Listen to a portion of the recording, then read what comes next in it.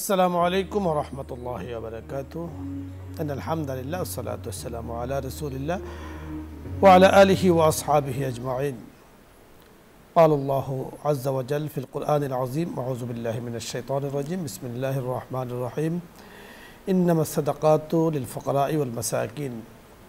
صدق الله المولانا العظيم وصدق رسوله النبي الكريم. وقال النبي صلى الله عليه وسلم: الصدقة تدفئ غضب الرب أو كما قال عليه الصلاة والسلام. সুপ্রিয় দর্শক মণ্ডলী, যে অবস্থান থেকে আমাদেরকে দেখছেন সকলকে স্বাগত জানাচ্ছি আজকের এই সুন্দর আয়োজনে।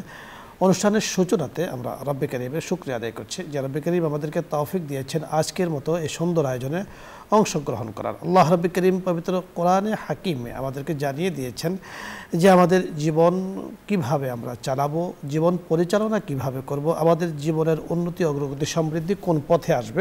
আল্লাহ তাআলা আমাদেরকে পরিষ্কার ভাষায় জানিয়ে দিয়েছেন। একজন মানুষের জীবনকে আল্লাহ রব্বে কারীম অনেকভাবে ভাগ করেছেন, তার মধ্যে শিশুকাল, যৌবনকাল, বার্ধক্যকাল, এই পুরো জীবনটাই আমাদের কাছে আল্লাহ পাক আমানত দিয়েছেন। আমি কিভাবে চালাবো, আমি কিভাবে চলবো। আর এই জীবনের সুখ স্বাচ্ছন্দ্য সমৃদ্ধি পাওয়ার জন্য একটি ফর্মুলা আল্লাহ তাআলা বলে দিয়েছেন, তা হলো সাদাকা, দান। এর দ্বারা আল্লাহ পাকের গজব, আল্লাহ পাকের রাগ একেবারে নিভে যায়, আল্লাহ পাক হায়াতকে বরকতময় করেন।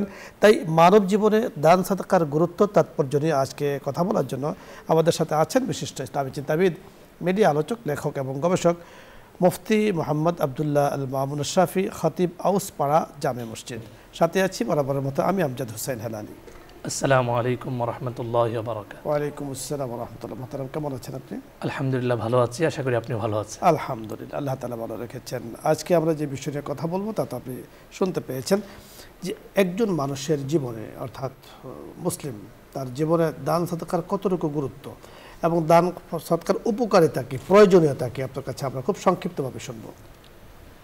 আলহামদুলিল্লাহ ওয়াসসালামু আলা ইবাদিহিল্লাযীনা ইসতাফা, আম্মা বা'দ। আলহামদুলিল্লাহ, অত্যন্ত চমৎকার, উপকারী এবং গুরুত্বপূর্ণ একটি বিষয়ে আজকে আলোচনা হবে ইনশাআল্লাহ। দান সদকা মানব জীবনে অত্যন্ত গুরুত্বপূর্ণ, উপকারী একটি আমল। আমরা যদি পবিত্র কোরআন মাজিদের দিকে তাকাই, পবিত্র কোরআন মাজিদের সর্ববৃহৎ সূরা সূরাতুল বাকারার একেবারে শুরুর দিকে আল্লাহ সুবহানাহু ওয়া তাআলা মুত্তাকিদের একটা চমৎকার পরিচয় দিয়েছেন। সেই পরিচয়ে আল্লাহ সুবহানাহু ওয়া তাআলা বলেন: হুদাল লিল মুত্তাকিন আল্লাযীনা ইউমিনুনা বিল গায়ব ওয়া ইউকিমুনাস সালাতা ওয়া মিম্মা রাযাকনাহুম ইউনফিকুন। এখানে আল্লাহ সুবহানাহু ওয়া তাআলা মুত্তাকিদের তিনটি চমৎকার অসাধারণ গুণের কথা উল্লেখ করে তৃতীয় গুণটি আল্লাহ সুবহানাহু ওয়া তাআলা এখানে জানাচ্ছেন। প্রথমে বলছেন যে মুত্তাকি হচ্ছে তারা যারা আল্লাহ সুবহানাহু ওয়া তাআলাকে না দেখে বিশ্বাস করে, দ্বিতীয়ত সালাত কায়েম করে, তৃতীয়ত চমৎকার করে আল্লাহ বলছেন যে আমি আল্লাহ সুবহানাহু ওয়া তাআলা তাদেরকে যে রিজিক দিয়েছি তা থেকে তারা ব্যয় করে। তো এখান থেকে একজন মুমিনের জীবনে দান সদকার গুরুত্ব চমৎকারভাবে ফুটে ওঠে। এমনিভাবে সামর্থ্যবান যারা, যে সকল মুমিনরা আছেন, আল্লাহ সুবহানাহু ওয়া তাআলা তাদের জন্যে সাদকা অর্থাৎ যাকাতকে আবশ্যক করেছেন, রমজানুল মুবারকে সাদকাতুল ফিতরকে ওয়াজিব করেছেন। এভাবে একজন মুমিনকে তার জীবনের পরতে পরতে সাদকার নির্দেশনা দিয়ে মুমিনের জীবন যেন আল্লাহ সুবহানাহু ওয়া তাআলার নির্দেশের আলোকে হয়, সে যেন দান সদকায় উৎসাহিত হয়। সর্বোপরি কোরআন মাজিদে আল্লাহ সুবহানাহু ওয়া তাআলা বারবার বিভিন্ন প্রসঙ্গে বিভিন্নভাবে একজন মুমিনকে দান সদকার প্রতি উৎসাহিত করেছেন। আমরা যদি খুব সংক্ষেপে দেখি, আল্লাহ সুবহানাহু ওয়া তাআলা অসাধারণভাবে মুমিনকে নির্দেশনা দিচ্ছেন যে আল্লাহ সুবহানাহু ওয়া তাআলা জানাচ্ছেন: আল্লাযীনা ইউনফিকুনা আমওয়ালাহুম বিল-লাইলি ওয়ান-নাহারি সিররান ওয়া আলানিয়া ফালাহুম আজরুহুম ইনদা রাব্বিহিম ওয়া লা খাউফুন আলাইহিম ওয়া লা হুম ইয়াহজানুন। সূরাতুল বাকারার 274 নম্বর আয়াত। আল্লাহ বলেন, যারা আল্লাহ সুবহানাহু ওয়া তাআলা সন্তুষ্টি অর্জনের লক্ষ্যে দান সদকা করে, এই দান সদকা এর মাধ্যমে আল্লাহ সুবহানাহু ওয়া তাআলা এত সন্তুষ্ট হন যে আল্লাহ তাদেরকে বিনিময় দান করেন এবং এর মাধ্যমে দুনিয়া এবং আখেরাতে তাদের কোনো ভয় ভীতি থাকবে না এবং তারা কখনো আখেরাতে চিন্তিত হবে না। দুনিয়ার জীবনটাও নির্ঝঞ্ঝাট হবে এবং আখেরাতের জীবনও অনেক অনেক শান্তি, প্রশান্তি এবং আল্লাহ সুবহানাহু ওয়া তাআলার পক্ষ থেকে অসাধারণ সুখময় জীবন হবে ইনশাআল্লাহ। এরপর যদি আমরা হাদিসের দিকে তাকাই, আপনি চমৎকার বলছিলেন বিখ্যাত হাদিস, রাসূলুল্লাহ সাল্লাল্লাহু আলাইহি ওয়াসাল্লাম বড় আদর করে তারপরে উম্মতকে জানিয়েছেন। এটি জামে তিরমিজির হাদিস 664 নম্বর হাদিস। হযরত আনাস ইবনে মালিক রাদিয়াল্লাহু আনহু ইরশাদ করেন, নবীজি সাল্লাল্লাহু আলাইহি ওয়াসাল্লাম বলেন, ইন্নাস সাদাকাতা লা তুতফিউ গাদাবার রাব ওয়া তাদফাউ মিতাতাস সু। সাদাকা, দান, এগুলো আল্লাহ সুবহানাহু ওয়া তাআলার ক্রোধকে নিভিয়ে দেয় এবং এর মাধ্যমে একজন ব্যক্তি মন্দ মৃত্যু, বিপদ আপদ থেকে সে বেঁচে যায়। আমাদের জীবনে প্রধান এবং মৌলিক লক্ষ্যই হচ্ছে আল্লাহর অসন্তুষ্টি থেকে বেঁচে আল্লাহর সন্তুষ্টি অর্জন করা এবং দুনিয়ার জীবনটা আল্লাহ সুবহানাহু ওয়া তাআলার হুকুম মোতাবেক কাটানো, বিপদ আপদ থেকে বাঁচা। তো আমরা যদি বিপদ আপদ থেকে বাঁচতে চাই, কোরআনের নির্দেশনা, হাদিসের নির্দেশনা, আমাদেরকে দান সদকার দিকে অগ্রগামী হতে হবে। আল্লাহর হুকুমের আমাদেরকে দান সদকা নিয়মিত করে যেতে হবে। তো আল্লাহ সুবহানাহু ওয়া তাআলা আমাদেরকে দান সদকার নির্দেশনা দিয়েছেন। নবী সাল্লাল্লাহু আলাইহি ওয়াসাল্লাম দান সদকার কথা বলেছেন। তো আমরা যত বেশি দান সদকা করব, আল্লাহর সন্তুষ্টি আমরা অর্জন করব। আপনি চমৎকার বলছিলেন। দর্শক মণ্ডলী, আজকে যে বিষয়টি নিয়ে আমরা আলোচনা করছিলাম তা শুনতে পেয়েছেন যে দান সাদাকা এর গুরুত্ব কত বেশি। দান সাদাকা আমরা যেমন টাকা পয়সা করে থাকি, ঠিক শুধু টাকা পয়সার সাথে দান সাদাকার সম্পর্ক নয়, এছাড়াও আরও অনেক কিছু আছে। আমি শারীরিকভাবে একজনের উপকার করলাম, মানসিকভাবে একজনের উপকার করলাম, পরামর্শ দিয়ে কারো উপকার করলাম, এটাও কিন্তু সাদাকার অন্তর্ভুক্ত, এটাও দানের অন্তর্ভুক্ত। তাই এই দানের ফজিলত কি, তাৎপর্য কি, তা আপনারা বুঝতে পেরেছেন। এক নম্বর হলো যে দানের দ্বারা আস-সাদকাতু তারুদ্দুল বালা, বালা মুসিবত দূর হয় দান দ্বারা। দুই নম্বর পুরস্কার যেটা হয় গাদাবার রব, আল্লাহ পাকের রাগ, গোসা থেমে যায়। সূরাতুল ফাতিহাত আল্লাহ তাআলা আমাদেরকে শিখিয়ে দিয়েছেন গায়রিল মাগদুবি আলাইহিম ওয়ালাদ-দাল্লিন। আল্লাহ তাদের পথে আপনি আমাদেরকে পরিচালিত করুন যাদের উপরে নেয়ামত করেছেন, আর তাদের পথ থেকে আমাদেরকে হেফাজত করুন, দূরে রাখুন যাদের উপরে আপনি রাগ করেছেন, ওই সম্প্রদায় থেকে আপনি আমাদেরকে দূরে রাখুন। দান সাদাকা দ্বারা আল্লাহ পাকের গজব প্রাপ্ত, আল্লাহ পাকের গজব ইত্যাদি থেকে আল্লাহ তাআলা যিনি সদকা করেছেন, দান করেছেন, তাকে দূরে রাখেন। তাহলে এই যে বড় দুটো পুরস্কার আমরা পেলাম। আর একটি পুরস্কার হাদিসের ভাষ্য অনুযায়ী ইমাম তিরমিজি রহমতুল্লাহ আলাইহি তিরমিজি শরীফের মধ্যে উল্লেখ করেছে, যেটা আমাদের মুহতারাম বলেছেন যে তাদফাউ, আল্লাহ পাক দূর করে দেন কি মৌতে সু, অর্থাৎ মৌতে সু মানে হলো কষ্ট করে ইন্তেকাল করা। আমরা আসলে কেউ চাই না যে রোগাক্রান্ত হয়ে বিছানায় দুঃখে দুঃখে আমরা মৃত্যুবরণ করি, এটা আমরা কেউ চাই না। আমরা কেউ চাই না, আল্লাহ মাফ করেন, অ্যাক্সিডেন্ট হয়ে মৃত্যুবরণ করি। আমরা কেউ চাই না হঠাৎ স্ট্রোক করে মৃত্যুবরণ করি। আমরা কেউ চাই না হঠাৎ অ্যাটাক হয়ে আমরা মৃত্যুবরণ করি। আমরা রব্বে কারিমের কাছে শুধু চাই আল্লাহ ইমানি হালাতে, মুজাহিদে হালাতে আমাকে আপনি কালিমায়ে তাওহীদ জবানে উচ্চারণ করতে করতে আপনি ডাকেন, আমি আপনাকে সাড়া দিব। সে তৌফিক আপনি আমাকে দিন এবং সেইভাবে আমাকে কবুল করেন। তাহলে নেককারের মৌত আমরা চাই, আমরা কিন্তু বদকারের মৌত চাই না, মৌতে সু, খারাপ মৌত আমরা চাই না। আর না চাওয়ার জন্য দানের বিকল্প নেই। দান করা, সাদাকা করা অনেক বড় ফজিলতপূর্ণ। দর্শক মণ্ডলী, আশা করছি বিষয়গুলো বুঝতে পেরেছেন। আলহামদুলিল্লাহ, আল্লাহ পাকের বহুত বান্দা আছেন, বান্দি আছেন যারা কাজ করছেন, আমল করছেন, দান সাদাকা করছেন ব্যাপকভাবে, আর আল্লাহ পাক তাদেরকে হেফাজত করছেন, ইনশাআল্লাহ করবেন। দর্শক মণ্ডলী, আলোচ্য বিষয় নিয়ে অথবা ইসলামের কোনো বিষয় নিয়ে যদি আপনাদের কোনো প্রশ্ন থাকে, তাহলে আপনারা যারা নিউজ 24 ইসলাম আমলের সাথে যুক্ত আছেন প্রশ্ন করবেন, আমরা চেষ্টা করব কথা বলার জন্য। আসসালামু আলাইকুম ওয়া রাহমাতুল্লাহ। দর্শক যিনি লাইনে আছেন, আপনার পরিচয় বলে প্রশ্ন করুন। আসসালামু আলাইকুম। হ্যালো, ওয়ালাইকুম আসসালাম। হুজুর, আমার সাইটটি প্রশ্ন আছে। জি বলুন। হুজুর, ওযু করলাম, ওযু করে এসে যে ওযুর 2 রাকাত নামাজ পড়তে হয়, ওযুর যে 2 রাকাত নামাজ পড়তে হয় ওযুতে, শুনছি যে সুন্নতের সাথে ওযুর 2 রাকাতের নামাজের নিয়াত করলে আলাদা করে ওযুর 2 রাকাত নামাজ পড়া লাগে না। তাহলে কি ফরজ আসলে দিলাম ফরজ নামাজ পড়বো 4 রাকাত, ওর সাথে কি 2 রাকাত ওযুর নামাজের নিয়াত করলে কি হয়ে যাবে হুজুর? জি, ওযুর যে 2 দ্বিতীয় রাকাত প্রশ্ন বলুন। দ্বিতীয় প্রশ্ন সুন্নতের সঙ্গে মানে একইভাবে আলাদা করে না পড়ে নিয়াত করলে হয়ে যায়, কিন্তু ফজরের আপনি দ্বিতীয় প্রশ্ন ফজরের বলুন। সাথে কি হচ্ছে নিয়াত করলে হবে হুজুর, মানে আলাদা করে ওজুর নামাজ 2 রাকাত পড়া লাগবে না এটাই। জি আর জি আর দ্বিতীয় প্রশ্ন হুজুর, যে প্রত্যেক ফরজ নামাজের পর মানে কুল সূরা ইখলাস ফালাক নাস পড়া লাগে, তাহলে ওই মাগরিবের ফরজে 3 বার করে পড়তে হয়, মানে কুল ফালাক আর নাস। তো 3 বার পড়ে কি হাতে ফু দিয়ে নামাজের মধ্যে কি গোটা শরীর মাসা করতে পারবে হুজুর? মানে জি বুঝতে পেরেছি। দুটো প্রশ্ন আপনার মাধ্যমে আমরা পেয়েছি, সম্ভবত আরও প্রশ্ন আপনার আছে, তো আমরা উত্তর নিয়ে কথা বলছি। আপনি জানতে চেয়েছেন যে আসলে অজুর পরে যে তাহিয়াতুল ওযু 2 রাকাত নামাজ আছে, এই নামাজগুলোকে সুন্নতের সাথে নিয়ত করলে কি সওয়াব পেয়ে যাবেন নাকি আলাদা নামাজ পড়তে হবে? প্রথমেই বোনকে মোবারকবাদ জানাচ্ছি, চমৎকার প্রশ্ন। তিনি তাহিয়াতুল ওযুর নামাজ পড়ছেন, তো যে প্রশ্নটা করেছেন সুন্দর প্রশ্ন।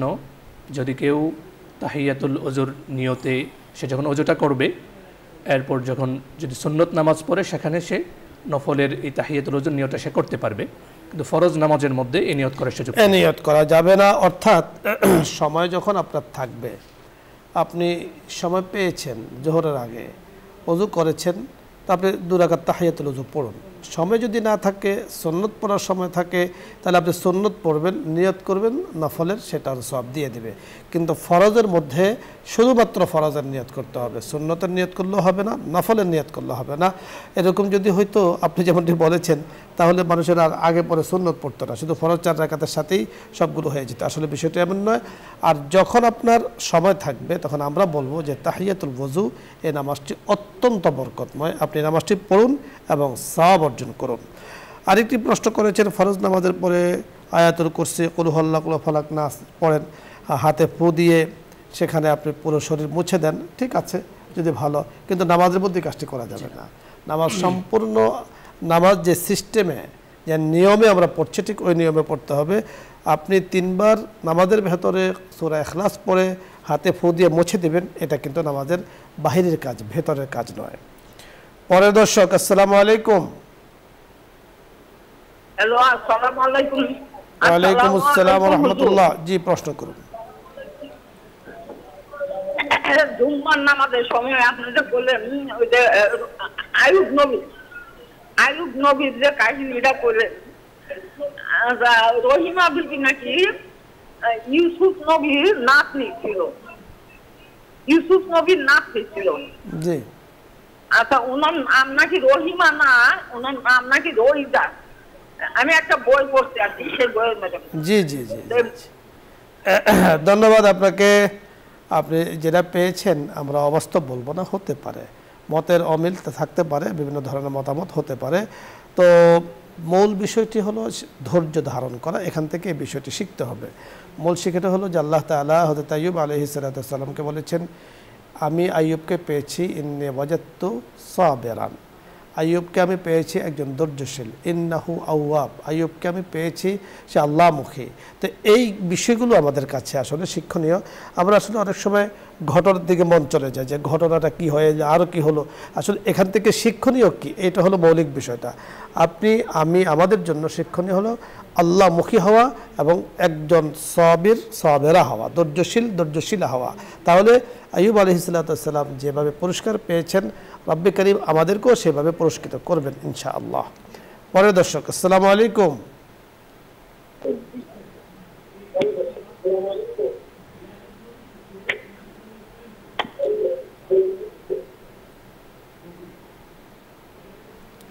জি দর্শক, শুনতে পেয়েছেন, আপনি প্রশ্ন করুন।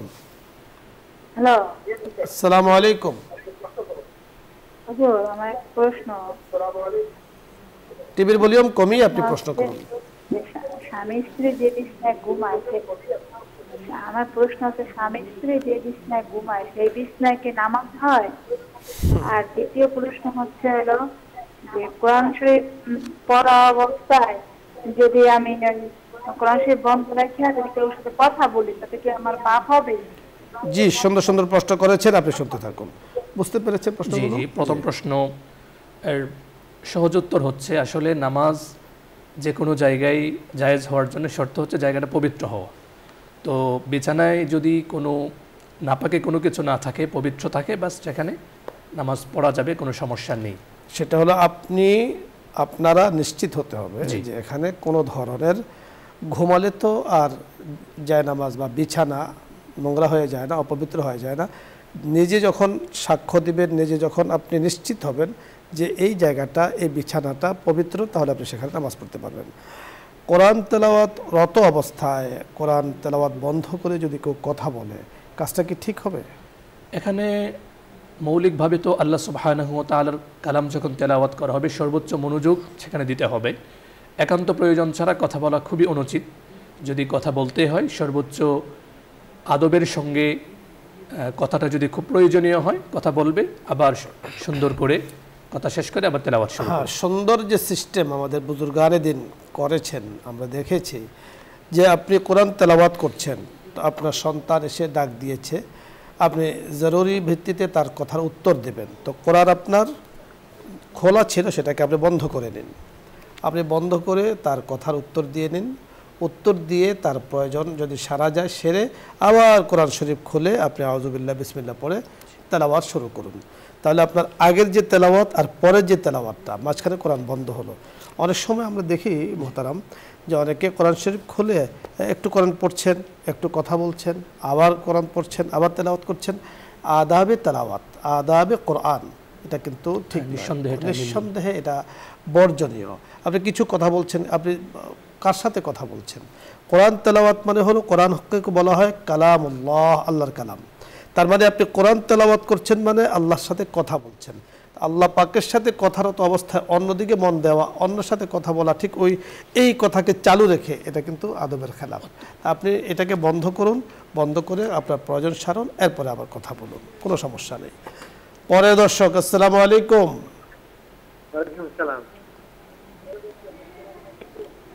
ওয়ালাইকুম আসসালাম। আমরা শুনতে পাচ্ছি, আপনি প্রশ্ন করুন। হুজুর বলুন। হুজুর, আমি একটা প্রশ্ন করছি। প্রশ্ন বলুন। নামাজ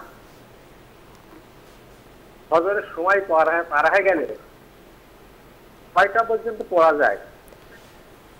ফজরের সময় পার হয়ে গেলে কয়টা পর্যন্ত পড়া যায় মোহতারামের জানা আছে তো? ফজর জি, ফজর ওয়াক্ত শেষ হয়ে গিয়েছে, এরপরে সূর্য যখন উদিত হবে, বর্তমান সময়ে যে সূর্যোদয়ের যে সময় ক্যালেন্ডারে লেখা থাকে বা বিভিন্ন অ্যাপসের মধ্যে পাওয়া যায়, এর 15 থেকে 20 মিনিট পরে বাস ফজরের নামাজটা পড়ে নিতে হবে। অর্থাৎ আপনি এখন বর্তমান হিসেবে, গতকালকের হিসেব আজকে হয়তো বা 2-1 মিনিট বাড়তে পারে, 5টা 26 আজকে সূর্য, অথবা 27 সূর্য উঠেছে 5টা 27-এ। গতকালকে আমি যতটুকু জানি 26 ছিল, আজকে হয়তো বা 27 হয়েছে। তো 26 হোক আর 27 হোক, এখান থেকে নিয়ে আপনি 15 মিনিট অথবা 17 মিনিট আপনি পার করবেন। পার করার পরে গিয়ে আপনি ফজর পড়তে পারবেন, কোনো সমস্যা নেই।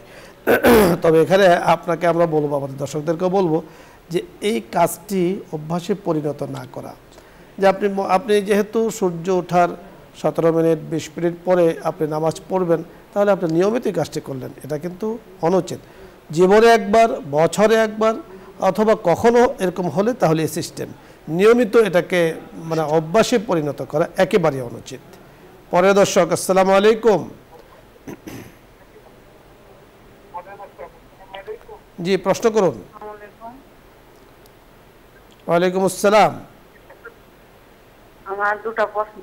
বলুন। কবিরা গুনাহ মাফের জন্য কি করতে হবে? আর এই যে 20 লাখ নেকি দোয়া, লা ইলাহা ইল্লাল্লাহ ওয়াহদাহু লা শারীকা লাহু ওয়াহদাহু সমাদান লা ইয়ালিদু ওয়া লা ইউলাদু, এটা পড়লে কি 20 লাখ নেকি পাওয়া যাবে? অনেক নেকি পাওয়া যাবে, নিঃসন্দেহে নেকি পাবেন। তবে যে প্রশ্নটি প্রথমে আপনি করেছেন খুবই গুরুত্বপূর্ণ, বুঝতে পেরেছেন প্রশ্নটি? গুনাহ থেকে মাফ, কবিরা গুনাহ থেকে মুক্তির পাওয়ার উপায় কি? এক্ষেত্রে প্রথম এবং প্রধান শর্ত হচ্ছে আমাদেরকে অন্তরের গভীর থেকে তওবা করতে হবে, আল্লাহ সুবহানাহু ওয়া তাআলার কাছে মাফ চাইতে হবে। এরপরে দেখতে হবে গুনাহটা কি এটা হক্কুল্লাহ নাকি হক্কুল ইবাদ, মানে শুধুমাত্র আল্লাহ সুবহানাহু ওয়া তাআলার সাথে সম্পৃক্ত কিনা। যদি ওরকম হয় তাহলে অবশ্যই অন্তর থেকে আল্লাহ সুবহানাহু ওয়া তাআলার কাছে ক্ষমা চাইতে হবে। নামাজ যদি হয় তাহলে অবশ্যই নামাজটাকে কাজা করে নিতে হবে। আর যদি হক্কুল ইবাদ হয়, আল্লাহ সুবহানাহু ওয়া তাআলার কাছে ক্ষমা চাইতে হবে, পাশাপাশি ওই ব্যক্তির কাছ থেকে তার হক মাফ চেয়ে নিতে হবে বা তার হকটা আদায় করতে হবে। চমৎকার বলেছেন, কবিরা গুনাহ ইল্লা তাওবা, তাওবা ছাড়া কবিরা গুনাহ মাফ হয় না, আপনাকে তাওবা করতেই হবে। মোহতারাম বলেছেন যে সিস্টেমগুলো এগুলোকে পালন করতে হবে। আল্লাহ পাক আমাদেরকে তৌফিক দান করুন। ধন্যবাদ আপনাকে। দর্শক মণ্ডলী, আপনাদের সকলকে আজকে সুন্দর আয়োজনে আপনারা অংশগ্রহণ করেছেন, আপনারা অনুষ্ঠানটি দেখেছেন, প্রশ্ন করেছেন, প্রশ্নগুলো শুনেছেন, উত্তর শুনেছেন।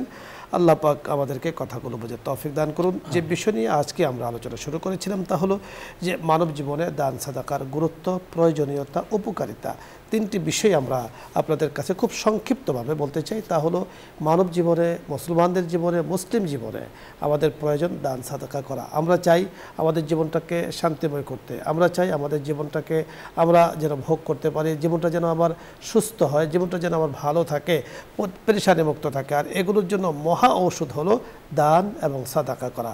এরকম নয় যে আমার যা উপার্জন করব সব বিলি করে দেবো, তা নয়। আমার সাধ্য অনুযায়ী আমি দান করব। হযরত সিদ্দিক আকবর রাদিয়াল্লাহু তাআলা আনহু 1 কেজি দিয়ে, 1.25 কেজি দিয়ে অনেক সওয়াব অর্জন করেছেন। আর কেউ কেউ পুরো অর্ধেক দিয়েও সে পর্যন্ত পৌঁছতে পারেন নাই। তো এই জন্য আমি আমার জন্য যা পছন্দ করি আমার অপরের জন্য তাই পছন্দ করব। লান তানালুল বিররা হাত্তা তুনফিকু মিম্মা তুহিব্বুন ওয়া মা তুনফিকু মিন শাইইন। আমি যাই দান করছি আল্লাহ পাক তো সেটা দেখছেন। আমি কম দামে দান করছি না আমি ভালোটা করছি, সব আল্লাহ পাক দেখতে পাচ্ছেন। আল্লাহ রাব্বুল কারীম আমাদেরকে কথাগুলো বুঝে তৌফিক দান করুন। আজকের আলোচ্য বিষয়কে আমাদেরকে বুঝার, আমল করার তৌফিক দান করুন। আমিন ইয়া রাব্বাল আলামিন। অবশ্যই ইনশাআল্লাহ আল্লাহ পাক আমাদের জন্য সুস্থতার ফয়সালা করুন। আগামী দিন দেখা হচ্ছে এই আশাবাদ ব্যক্ত করে আজকের মতো বিদায় নিচ্ছি। আসসালামু আলাইকুম ওয়া রাহমাতুল্লাহি ওয়া বারাকাতুহু। দোয়া হবে, দরুদ ইস্তিগফার পাঠ করি। আল্লাহুম্মা সাল্লি আলা সাইয়্যিদিনা ওয়া নাবিয়্যিনা ওয়া শাফিঈনা ওয়া হাবিবিনা মাওলানা মুহাম্মদ সাল্লাল্লাহু আলাইহি ওয়া আলা আলিহি ওয়া আসহাবিহি ওয়া বারাকা ওয়া সাল্লাম। আস্তাগফিরুল্লাহ রাব্বি মিন কুল্লি যামবি ওয়া আতুবু ইলাইহি লা হাওলা ওয়া লা কুওয়াতা ইল্লা বিল্লাহিল আলিয়্যিল আযীম।